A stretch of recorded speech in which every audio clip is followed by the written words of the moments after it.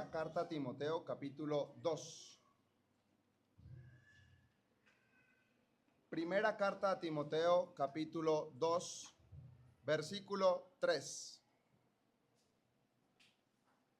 El apóstol Pablo sabe predicar el evangelio.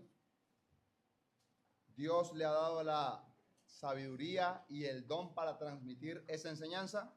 Y él va a decir en el versículo 3, capítulo 2, versículo 3 de primera carta a Timoteo: porque esto es bueno y agradable delante de Dios nuestro Salvador, el cual quiere que todos los hombres sean salvos y vengan al conocimiento de la verdad. Porque hay un solo Dios y un solo mediador entre Dios y los hombres, Jesucristo, hombre. Y ahora el mensaje del evangelio tiene un propósito por delante. Y muchas veces nos perdemos en el camino y naufragamos en el camino intentando predicar el evangelio. Pero quiero señalar por primera lugar el propósito que tiene Pablo, que es entender cuál es la revelación de Dios. Dios es Salvador. Dios es bueno. ¿Y qué quiere Dios? Dios quiere que todos los hombres sean salvos y que vengan al conocimiento de la verdad. Ese es el propósito del evangelio. Y es un propósito dual. Dios quiere que los hombres sean salvos. Primera condición, el hombre está perdido. Dios quiere que los hombres vengan al conocimiento de la verdad. Segunda condición, el hombre es ignorante. Y en medio de la perdición de su vida y de la ignorancia de su vida, Dios quiere actuar porque Dios es bueno y ha revelado un santo mensaje para poder salvar al pecador. Usted va al médico con su placa radiográfica y vemos que hay el problema en el hueso muy evidente, y el médico, antes de decirle lo mal que está, le va a decir: bueno, yo quiero que usted se sane y yo quiero que a usted le vaya bien. Por eso, entonces empieza a hablarle del diagnóstico de acuerdo a lo que sale en la placa radiográfica. Bueno, Dios está haciendo exactamente lo mismo. En su bondad quiere que el hombre sea salvo. En su bondad quiere que el hombre venga al conocimiento de la verdad. Esa es la revelación de Dios en el evangelio. Pero ahora, ¿qué muestra el evangelio? El evangelio muestra una ruina en el ser humano. El hombre es pecador.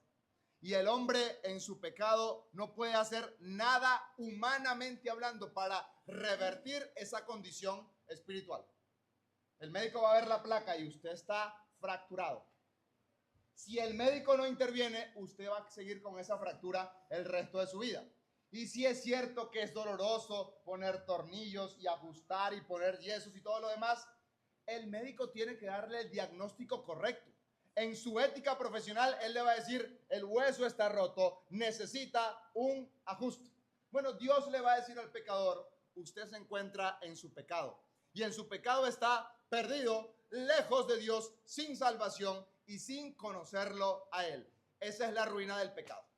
Pero si la ruina del pecado fuera nada más en el aquí y en el ahora, no sería tan preocupante. El problema es que no solamente hay una ruina, sino que hay una retribución futura. La paga del pecado es muerte. Y está establecido para que los hombres mueran una sola vez, y después de esto, el juicio. ¿Y cuál es el juicio?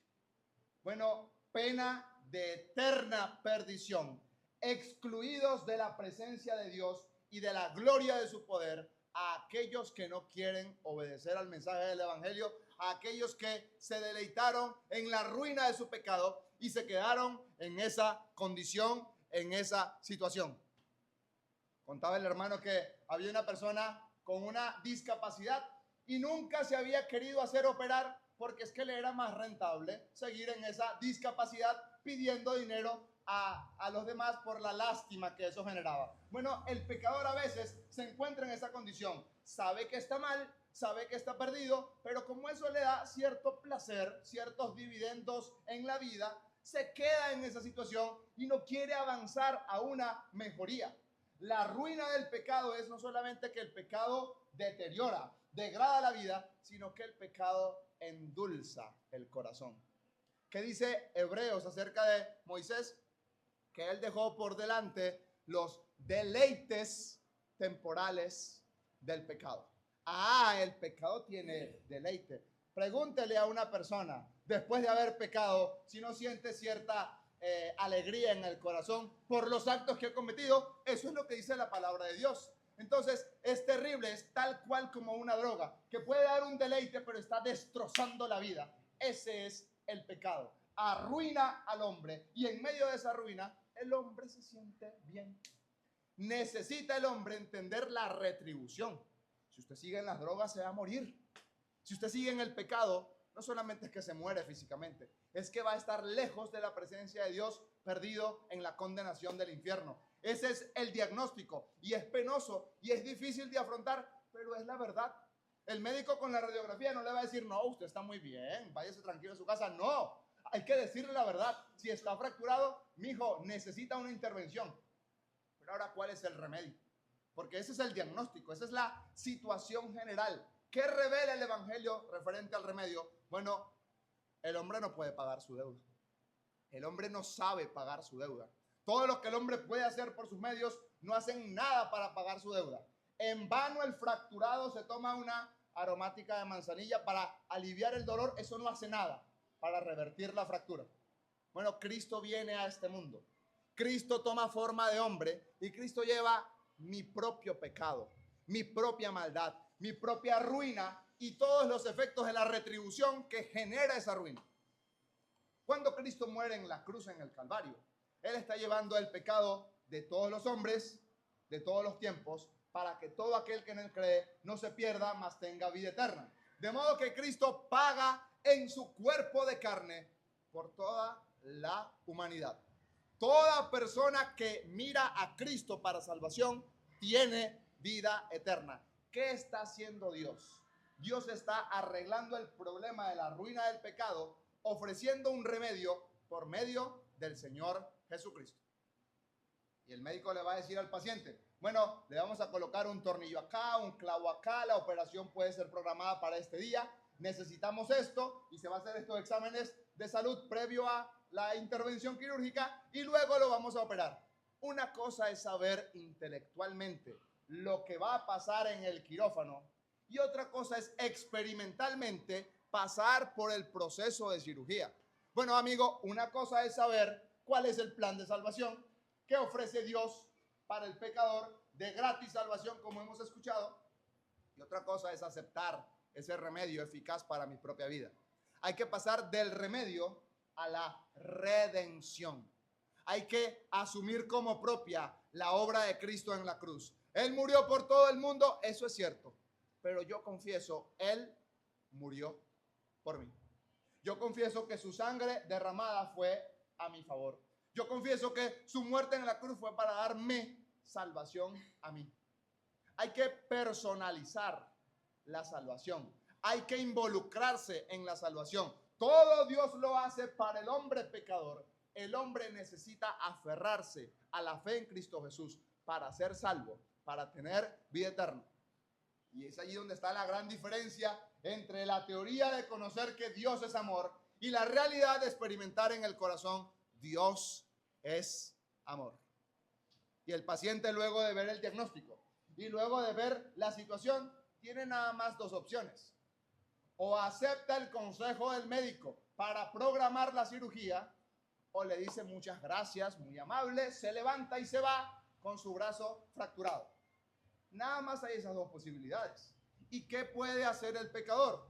El pecador puede responder de dos maneras diferentes. No hay otra alternativa.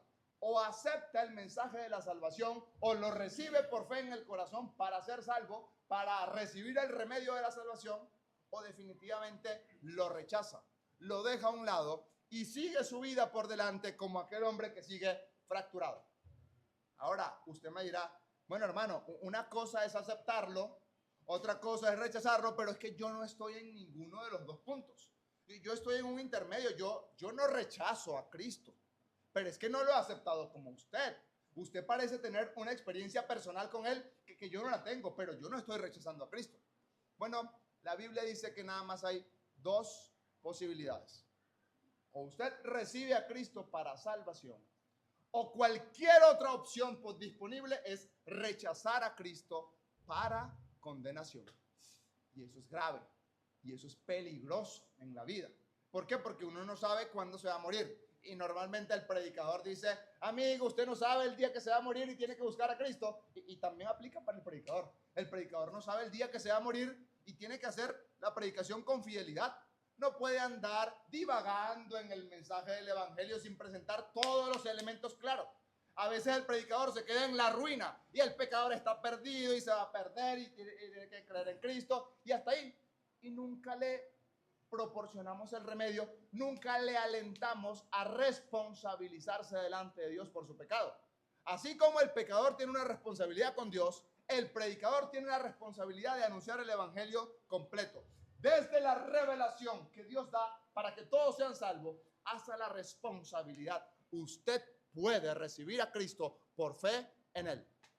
Ahora, el hombre fracturado tiene que analizar la situación. Bueno, si voy a programar la cirugía, pues tengo que hacer todo lo necesario. ¿Qué debo hacer? Bueno, me pedirán exámenes de sangre, me pedirán llegar puntualmente a la hora, en ciertas condiciones de ayuna para la operación, porque hay que estar listo. Bueno, amigo, ¿qué le pide Dios a usted? ¿Será que le pide subir Monserrate de rodilla? No. ¿Será que le pide a usted hacer obras de caridad? No. ¿Será que le pide a usted dar de lo que tiene para poder ayudar a los demás? No, y 1000 veces no. Efesios capítulo 2, por gracia sois salvos por medio de la fe, y esto no de vosotros, pues es don de Dios, no por obras, para que nadie se gloríe. Si hay alguien que se podía gloriar, era el apóstol Pablo. Usted lee Hechos de los Apóstoles. Oye, ese hombre trabajó por el evangelio incansablemente como ningún otro. Él escribe para que nadie se gloríe. Todos estamos en la misma situación. Necesitamos es gracia, necesitamos es favor de Dios. ¿Y qué hay que hacer? Bueno, hay que arrepentirse de los pecados. Hay que confesar que fallamos delante de Dios. Y eso no es fácil, porque eso ataca nuestro propio ego, ataca nuestra propia personalidad, nuestro propio ser. Reconocer que me equivoqué, reconocer que hice lo malo, reconocer que fallé, eso es amargo en la vida. Eso cuesta. Y una de las palabras más difíciles de pronunciar en español es perdón. ¿Por qué? Porque es bien difícil entender que yo cometí errores en la vida. Pero eso es lo que pide Dios. ¿Qué pide Dios de ti? Dice Miqueas, hacer justicia. Y hacer justicia es entender exactamente lo que Dios dice. Si Dios dice que esto es pecado, yo reconozco que eso es pecado. Y luego del arrepentimiento que viene, la fe en Cristo Jesús. Hay que aceptar a Cristo en el corazón para salvación. ¿Qué dice la palabra de Dios? Que si confesares con tu boca que Jesús es el Señor y creyeres en tu corazón que Dios le levantó de los muertos, serás salvo. Entonces, Dios no está pidiendo ninguna obra humana para salvación. Dios está pidiendo un arrepentimiento genuino en el corazón para ser salvo. Eso es recibir el mensaje. Cualquier otra opción disponible es rechazarlo. Querer hacer algo para ganarse la salvación es tener en poco la obra que ya Cristo hizo en la cruz, porque Él lo hizo todo y no hace falta más nada. De modo que ese es el mensaje de la salvación. ¿Qué le dice el médico al paciente si empieza a pensar que qué posibilidad hay de prorrogar mucho más la operación? Mire, en esa condición el daño puede ser irreversible. Y yo no le puedo garantizar una movilidad articular muy buena si sigue en esa condición de fractura. Bueno, queremos decirle exactamente lo mismo. El reloj avanza y me dice que yo me tengo que bajar. Pero el reloj de la vida también avanza y le dice a usted que no puede esperar toda la vida para aceptar a Cristo como Salvador. Entonces, teniendo en cuenta la premura del tiempo, la necesidad de tomar acciones en la vida, queremos invitarle y queremos decirle, como dice la palabra de Dios, hoy es el tiempo aceptable y hoy es el día de la salvación. Si oyeres hoy su voz, no endurezcáis vuestros corazones. Hoy es el tiempo aceptable, hoy es el día de la salvación.